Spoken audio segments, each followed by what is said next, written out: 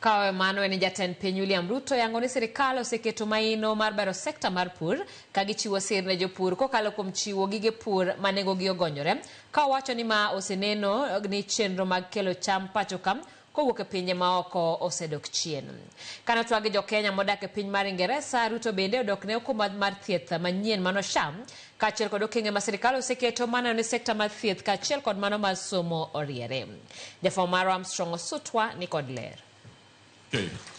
Kotieko limbe mare piny UK nyoro, Jatend piny William Ruto ne obago twak kod jokenya modak e pinyno ka oyango singo mage ne piny Kenya.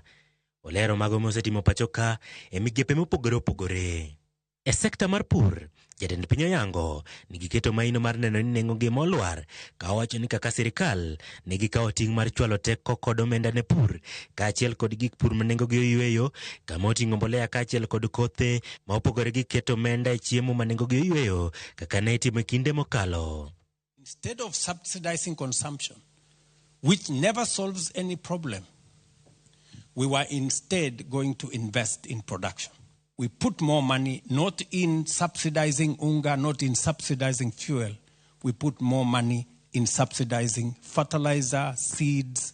Ruto wacho ni ma osemiyo keyo mar cham osemedore nyaka ogunde milion 75 mag oduma, kipimo gi milion 44 higa mokalo. Bende chenro mag kelo oduma pacho ka osedok gi atamalo 80, kamano mar sukari olwar gi atamalo 70, kamano osemiyo sirikal ong'ado omenda mitiyogo e kinde ka kinde mar kelo cham go kowuok bilion 500 nyaka bilion 280. Our maize production has gone up by 50%.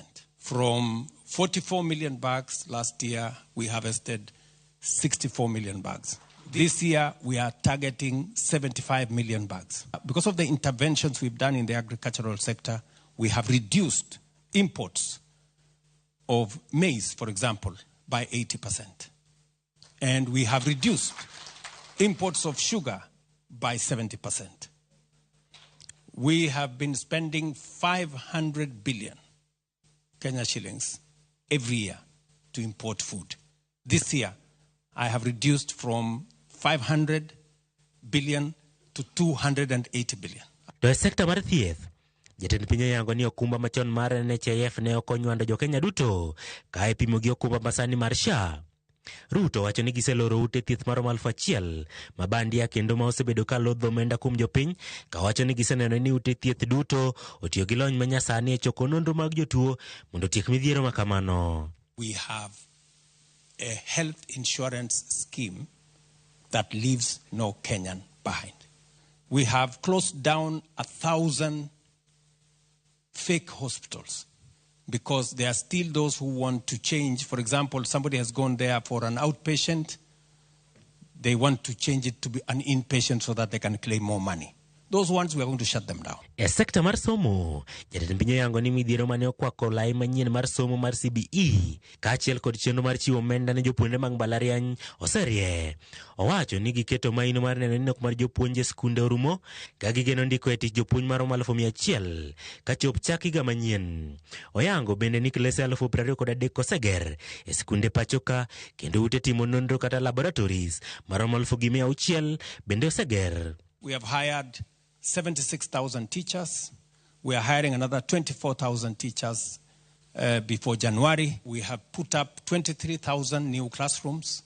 1,600 new laboratories are being built. Jatend piny William Ruto bende olero ni ka opogore gi chiwo tije, chenro mar gero ute ma nengogi oyueyo geto daro jokenya maromo milion 7 kowuok kuonde dak mongore.